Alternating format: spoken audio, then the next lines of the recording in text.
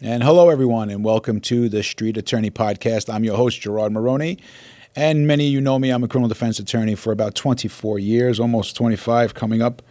The time flew. Then I'm a lawyer. I practice out of Queens County in New York.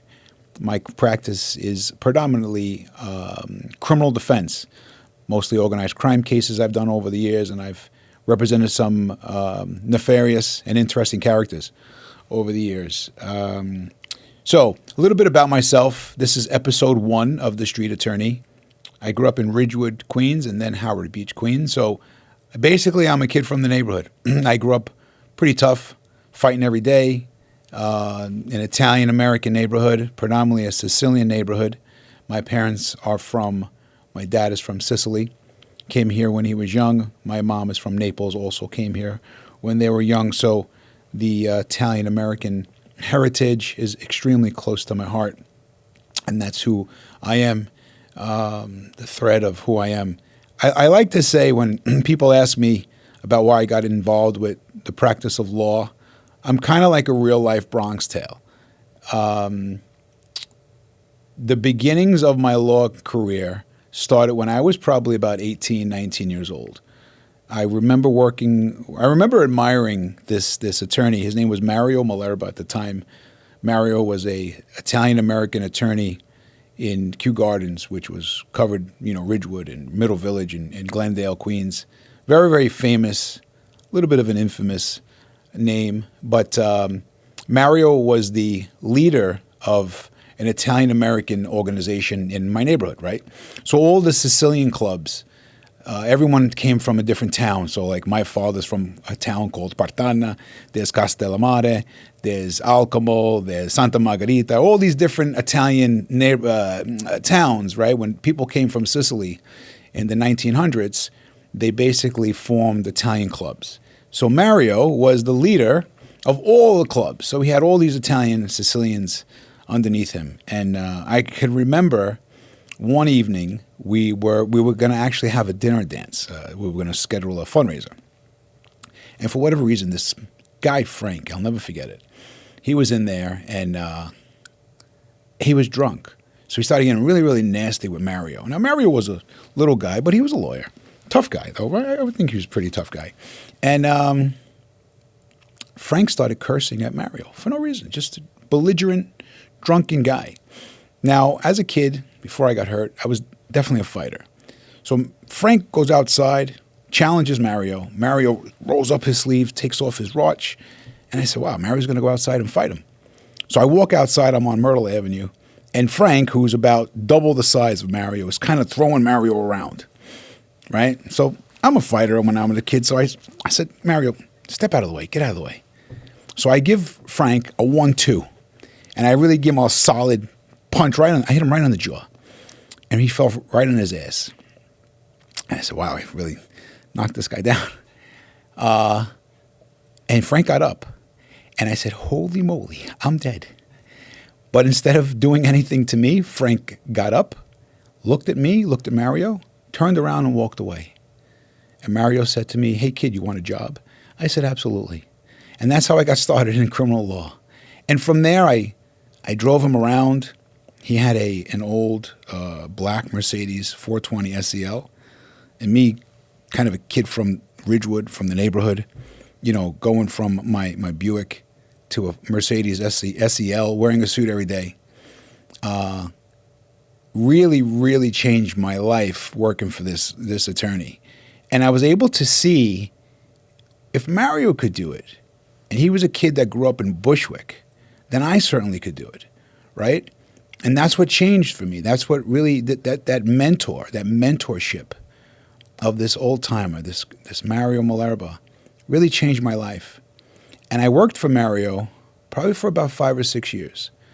And I used to go and get him coffee. I would drive him around. I would pick up money. But through Mario, I met the world. I met the whole neighborhood. And then little by little, I started writing motions for Mario in the office. Then I would go to court. Then I would file motions. Then I would talk in court and get adjournments. And as I progressed, I realized that, wow, this is really, really what I wanted to do. And why I say it was a kind of a modern day Bronx Tale is because I got the best of both worlds. Mario being a criminal defense attorney, one of the best criminal defense attorneys at the time. But I started learning from the street, and I learned in school too. So I got the best of both worlds. And that's how I started in this business, in this racket, like I like to say. Fast forward a little, 1994, I was a victim of a crime. Somebody went to shoot my younger sister. A guy was balling on my younger sister, and I got in front of my sister, and I got shot in the back. I got shot in the spine, and I was instantly paralyzed. And that was obviously another life-changing event, which I could have went either way. I could have become a victim of that incident, right? Or I could have overcome the incident. In that incident, getting shot and paralyzed and then bringing myself literally back to my feet changed my life. My worst day became my absolute best day. And that made me the man I am today, the person I am today. That fight, that passion, that hope, that trust in God, that faith is what I bring into the courtroom. Because every client for me, it becomes personal. Every client I get becomes a friend. Because there's no way you're going to be in the trench with someone and fight their case and not care for them. It's just impossible. But when I got hurt, the one thing I learned was empathy. And I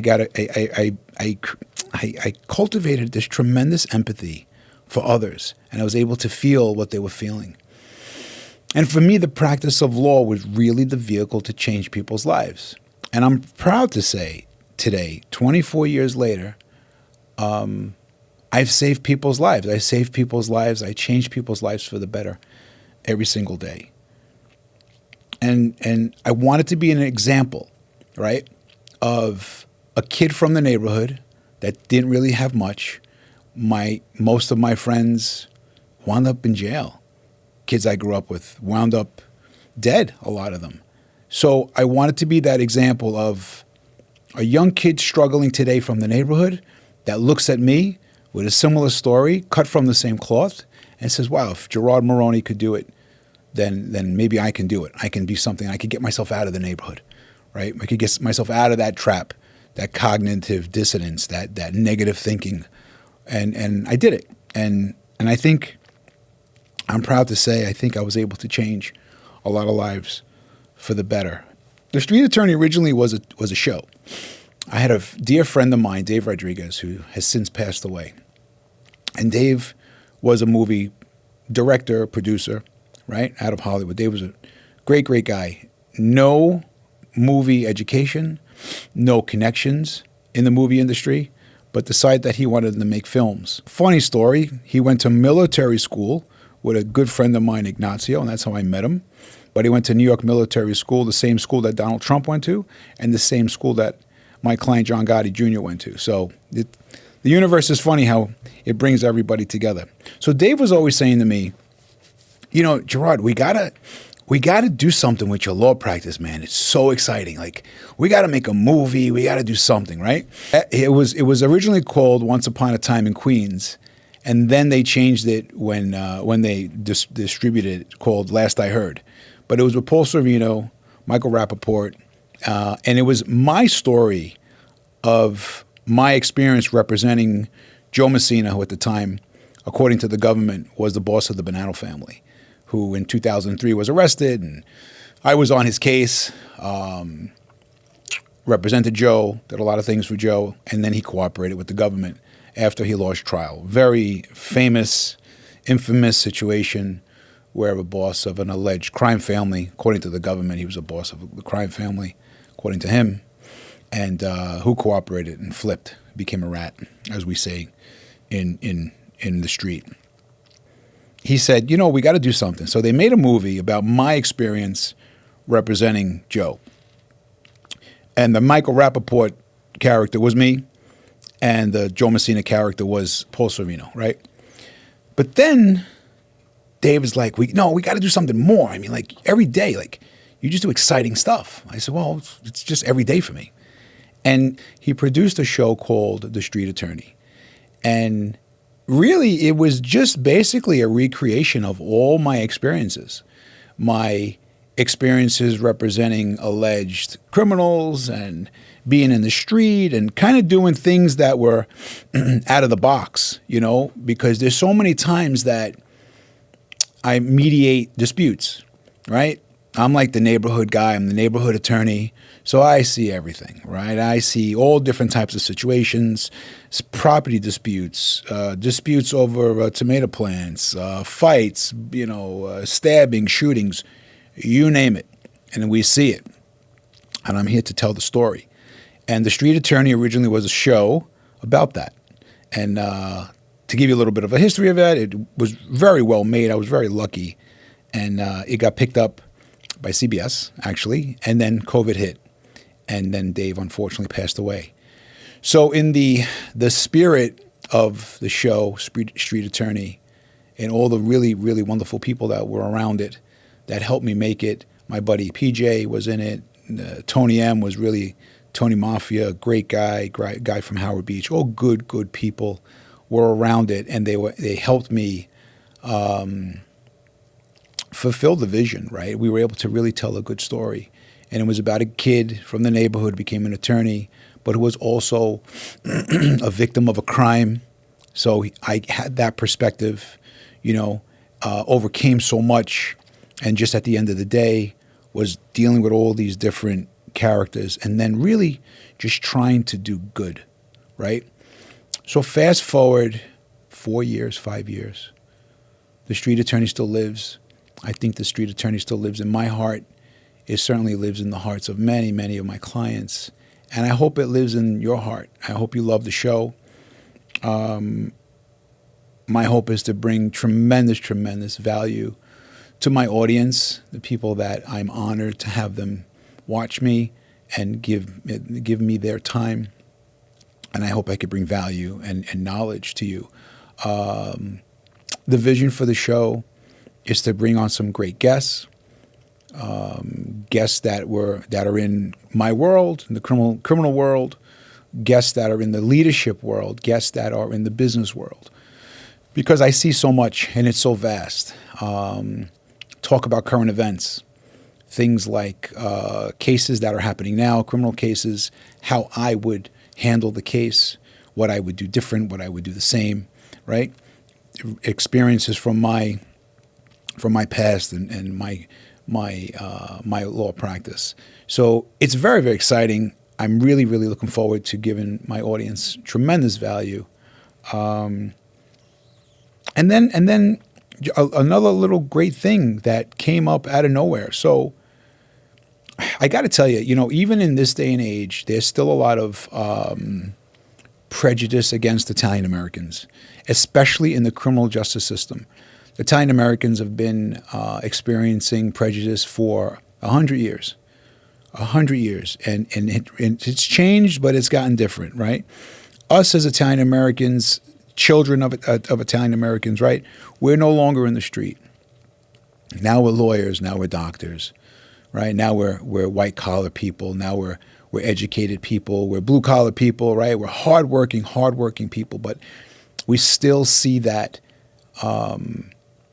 that prejudice, especially in the criminal justice system. If you're Italian and you get arrested, chances are the penalties are twice as bad because you're Italian American, and there's always this stigma, right? So looking for something special, a vehicle to protect Italian Americans, to protect anybody for that matter that needs help, right? Because that's why I became an attorney, right? I became an attorney because I'm a protector. Like how I protected my sister, how I protect my clients. That's how we're just raised, right? We're raised to be protectors. I think a true man should be a protector, right? And that's ingrained in me. So I was looking for something that would allow me to help, would allow me to protect, right? And I found the old Italian American Civil Rights League, the original organization that Joe Colombo brought about in the late 60s and the very early 1970s, which did tremendous amount of good. And I found the organization. It was a very small organization out of New Jersey, and I joined. And I called up actually he called me, who the president at the time was. His name was Mike Crispy, great guy. And he's like, listen, I would love to have you on board, and we're doing some great things. He goes, and we could use all the help we can get. And I'm like, I'm going to help you. So we really, really took the Italian American Civil Rights League to a different level. Aspirations of where it was in the 70s, right, for 30 years ago, 35 years ago. So that's really what we're working on now. We have a lot of big fights coming up in our near future, and that's something else that I'll talk about. But we're already doing some good. We had a wonderful Christmas party at Baby John's on Mulberry Street, and it was standing room only. It was an amazing event. We were shocked at how many people came. People came from all over, and it's really just the beginning. It's the best is really yet to come for the Italian American Civil Rights League. We were even happy that Joe Colombo's son, Chris Colombo, actually showed up and said a few words. So we have a lot of great things coming. So moving forward, I'm excited as to what's coming. It's a new beginning. I like to use the Street Attorney, this podcast, as a platform to send a good message, a message of change, a message of hope, a message of education. Okay, I love strategy, and daily I play human chess in my daily practice. Right, we have literally hold someone's future, someone's life, someone's liberty in my hands. And I over the years, I think I've developed a mastery in human nature, right? I'm not the lawyer that's going to write a motion and write a wonderful legal brief to the Supreme Court, but I'm a persuader. I'm a talker, right? I talk from my heart. And a persuader is going to be somebody that's going to be strategic. And there's so many key components to a criminal case. There's so much strategy involved in a criminal case. And really it's just a feel. It's basically first and foremost conducting yourself really as a gentleman. Don't go in there like a bull in a china shop. Go in there like a gentleman. Go in there respectfully. Because when you give respect, you get respect back. Talk highly of your clients, right? And that goes back to how I feel about my clients. I believe in them. There's been times where I've walked away from cases. There was the case, the Libby Kletsky case in Brooklyn, that got a lot of press because I walked away from the case because the victim at the time was 8 years old, the boy who had died, and my son, Stephen, at the time was 8 years old. And I walked away from the case, and I got a lot of press for walking away. And that was a case that a lot of people would have, given their right arm to get on. I would have given my my left arm rather, to get off. So there's a lot of times that you don't take a case if the case is not my fit. It's not right for me. It's not right for my ethics. It's not right for my honor. Then I walk away. But the cases that are right, you start to care about the person, and you speak well of them. You speak on their behalf, right? Again, protecting. And the last part of that, I think, is strategically say the right things, right? Say less sometimes. Conceal a lot of your strategies. Conceal your intentions, meaning as I'm negotiating, I'm also preparing for trial. So it's always a parallel path, right? The defense is a parallel defense. It's negotiating, trying to get a good plea, or what we call a disposition, but it's also preparing for trial, doing investigations, talking to people, hitting the streets, right? And not necessarily telling a prosecutor what you have until the right moment, until strategically you could use that information to leverage a good disposition, right, or a good deal. And we're very, very successful in our cases. We get cases that look hopeless, and somehow after a lot of a lot of boxing and a lot of getting punched in the face and moving and keeping your hands up, cases get dismissed. Cases get disposed of with non-jail, non-incarceratory sentences. And that's really the key. The key is to learn that feel, the strategy of a criminal case, right? The strategy of a business deal, what to say, what not to say, when always being able to just walk away if it doesn't suit you. So these are the things that I'd like to talk about in the coming episodes. Things that are very dear to my heart, and topics that, as I study them and I could articulate them to you, to my audience, keep me sharp, right? And I always like to say, especially to the young men out there, dress well, be gentlemen, always conduct yourself the right way, conduct yourself with respect, because that's not around anymore. Those old school family values that a lot of us, my generation, the generation after me, were taught, they don't exist anymore. So I always hung out, especially as a kid, I always hung out with older guys, older men, right? Guys that I'm in my teens, 19, 20, and I'm hanging out with men that are 40, 50 years old in suits. Right? So I learned from the old timers. I learned in the streets. I learned the right way to conduct yourself, the right way to be, how to speak, how not to speak, right? Sometimes you got to get punched in the face, and sometimes you got to punch somebody in the face. And that's old school. But the strategy of a criminal case is just fascinating. And the episodes to come, I hope you guys enjoy it. I know you'll enjoy it. And on that note, I think we're good. So, ladies and gentlemen, I appreciate your time. I hope you enjoyed episode 1 of The Street Attorney. There will be many, many more episodes to come, and I hope you join us. I'd love for you guys to subscribe and like this video, and I'll see you soon.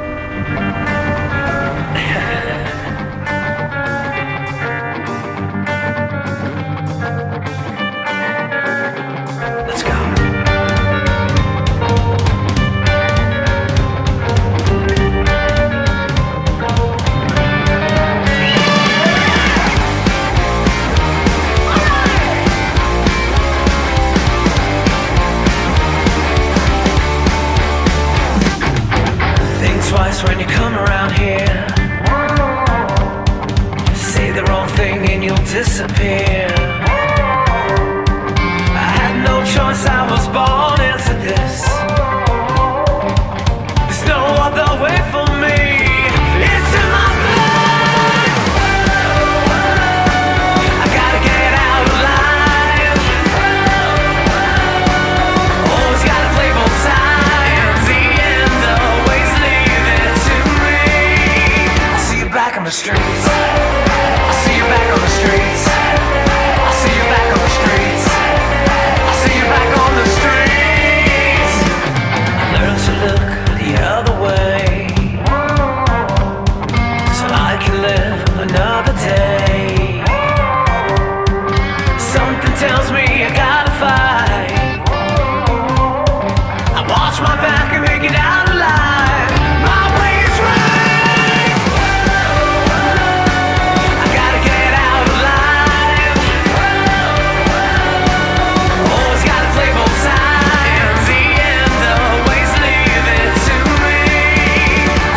On the streets, I see you back on the streets. I see you back on the streets. I see you back on the streets. Sitting here, caught in between. I took a bullet, trying to do the right thing.